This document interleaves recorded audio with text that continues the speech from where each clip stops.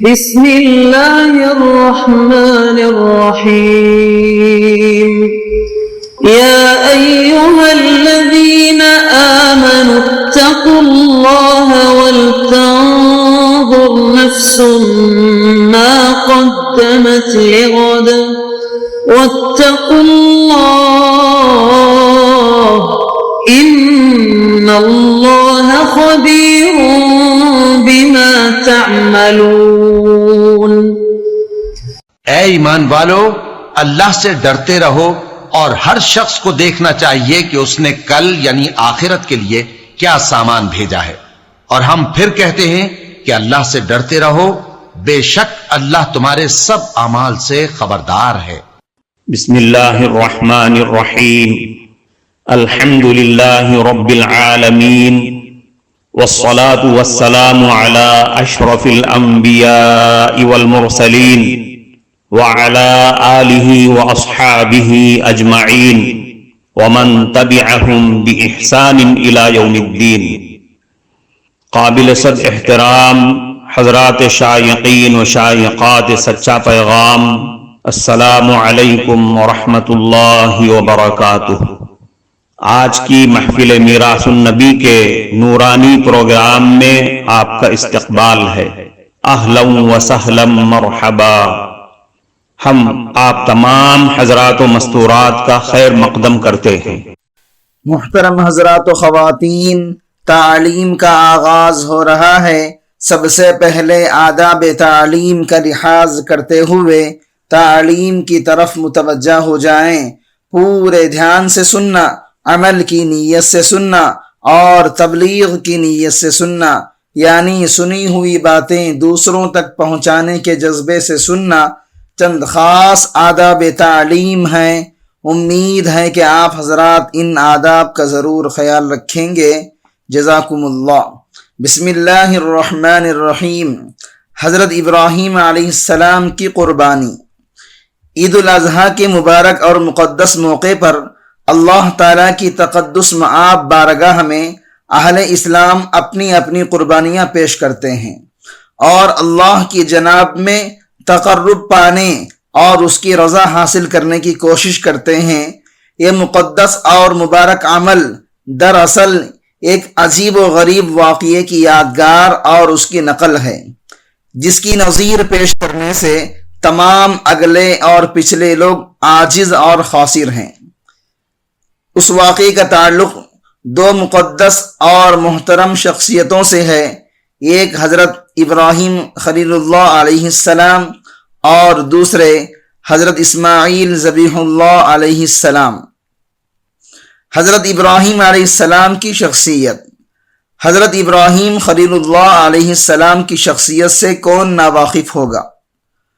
آپ اللہ کے برگزیدہ نبی ہیں کہ جنہوں نے اللہ کی محبت میں ایسے مصائب جھیلے کہ اللہ تعالیٰ نے آپ کو خلت کا بلند ترین مقام عطا فرمایا، اور قرآن پاک میں جگہ جگہ آپ کی تعریف فرمائی، اور ہمارے نبی حضرت محمد صلی اللہ علیہ وسلم کو حکم دیا کہ آپ ملت ابراہیمی کا اتباع کریں، اور آپ کو ساری دنیا انسانیت کا امام بنایا گیا۔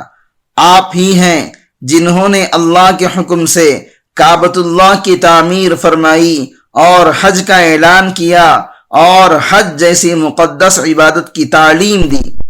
وہ آپ ہی کی ذات کریمہ ہے جس نے کفر و شرک کے ماحول میں جنم لینے اور آنکھ کھولنے کے باوجود کفر و شرک کی آلودگیوں سے نہ صرف یہ کہ اپنے آپ کو بچا لیا، بلکہ بہت سے لوگوں کو شرک کی گندگی سے محفوظ رکھا، اور نعرہ توحید بلند کرتے ہوئے پورے ماحول اور معاشرے کو چیلنج کر دیا۔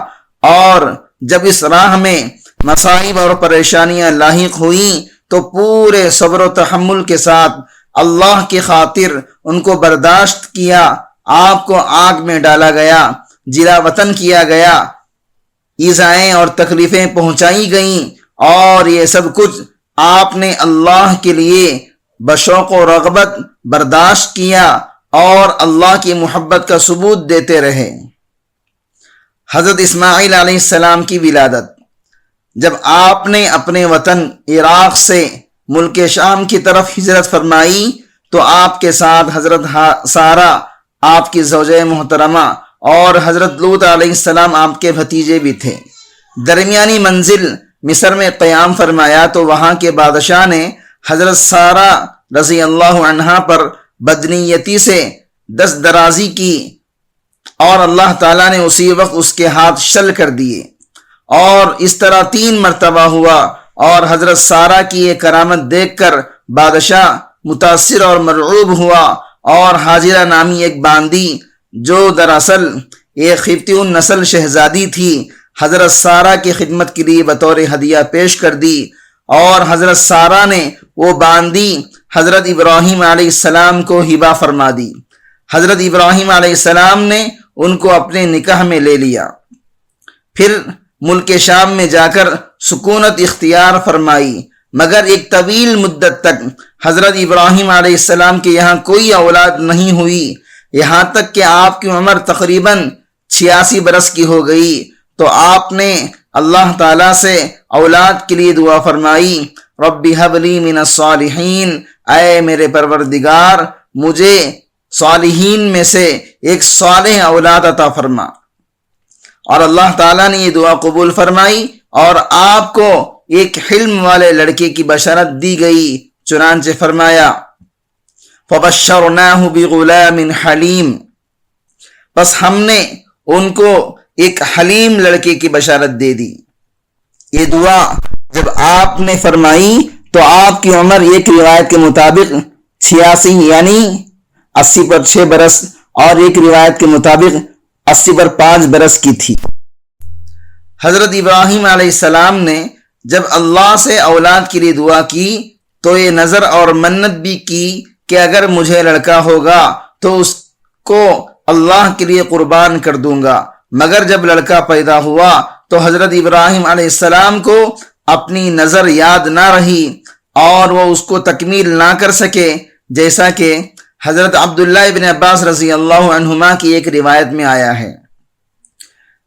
جب اللہ تعالیٰ کی طرف سے حضرت ابراہیم علیہ السلام کی یہ دعا قبول ہو گئی اور آپ کے گھر حضرت حاجرہ کے بطن سے ایک حسین اور جمیل بچہ پیدا ہوا تو اس کا نام اسماعیل رکھا گیا۔ یہ لفظ عبرانی زبان کا ہے اور اس کے معنی ہیں سمیع اللہ۔ عبرانی میں اسما یا اشما کے معنی سمیع اور ایل کے معنی اللہ کے ہوتے ہیں۔ چونکہ حضرت اسماعیل اللہ تعالیٰ سے دعا کے نتیجے میں پیدا ہوئے اس لیے آپ کا نام اسماعیل رکھا گیا۔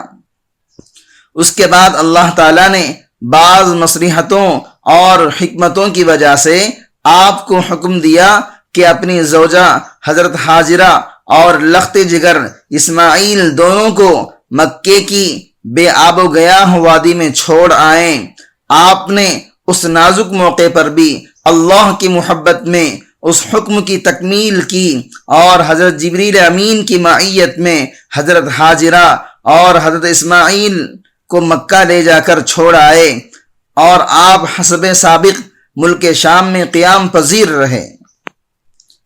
محترم ناظرین کرام، اس دینی اور ایمانی بیان کو سننے کے دوران ہی اس کو لائک کر دیجئے اور شیئر بھی کر دیجئے تاکہ دوسرے بھی اس سے فائدہ اٹھا سکیں۔ اللہ آپ کو جزائے خیر عطا فرمائے۔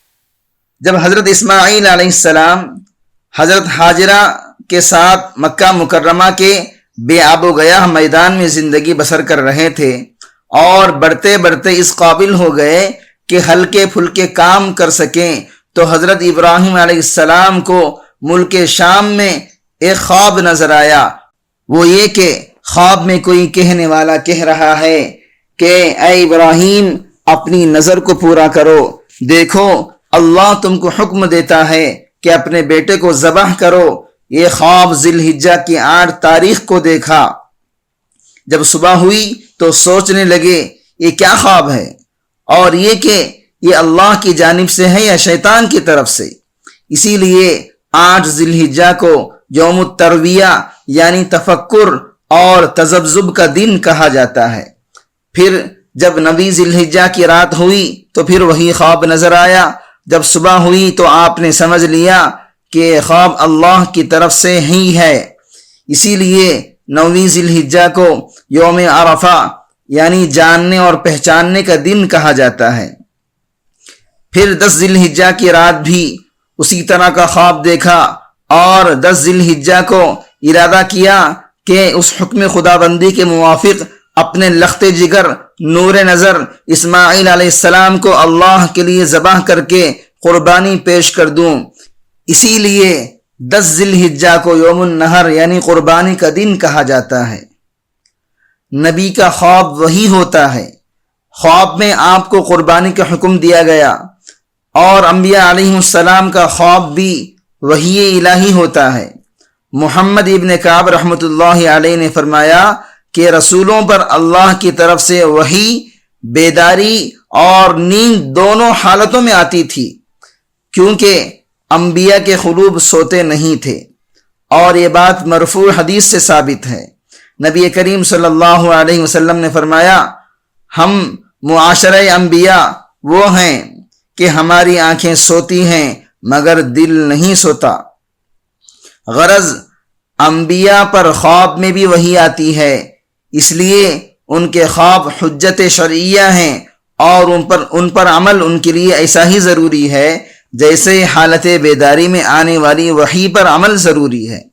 مگر عام انسانوں کے خواب حجت شرعیہ نہیں ہوتے، کیونکہ ان کے خواب سچے بھی ہو سکتے ہیں اور جھوٹے بھی ہو سکتے ہیں، حتیٰ کہ حضرات اولیاء اللہ کے خواب بھی شریعت میں حجت کا درجہ نہیں رکھتے۔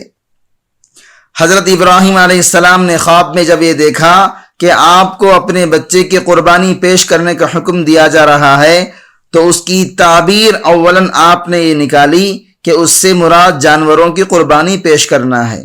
چنانچہ پہلی اور دوسری رات خواب دیکھنے کے بعد آپ نے کچھ اونٹ بھی اللہ کے نام پر قربان کر دیے، مگر جب تیسری رات بھی وہی خواب دیکھا تو سمجھا کہ مراد یہ ہے کہ اپنے محبوب لڑکے کو ذبح کر دوں، کیونکہ صرف جانوروں کی قربانی اس سے مراد ہوتی تو تیسری رات پھر وہی حکم نہ دیا جاتا جو پہلی 2 راتوں میں دیا گیا تھا۔ معزز شائقین و شائقات سچا پیغام،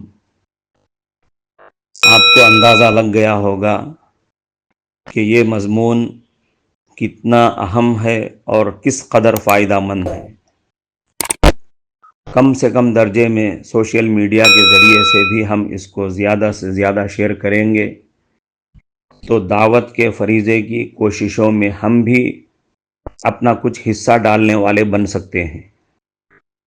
لہٰذا زیادہ سے زیادہ اس کو عام کریں تاکہ پوری دنیا کے ہندوؤں کی غلط فہمی دور ہو جائے اور انہیں یہ زمینی حقیقت معلوم ہو جائے، اور وہ اپنے اصل مذہبی لیڈر پیغمبر آخر الزماں حضرت محمد الرسول اللہ صلی اللہ علیہ وسلم کو ماننے پر مجبور ہو جائیں اور کلمہ پڑھ کر آپ کے ساتھ ساتھ وہ بھی جنت میں جانے والے بن جائیں۔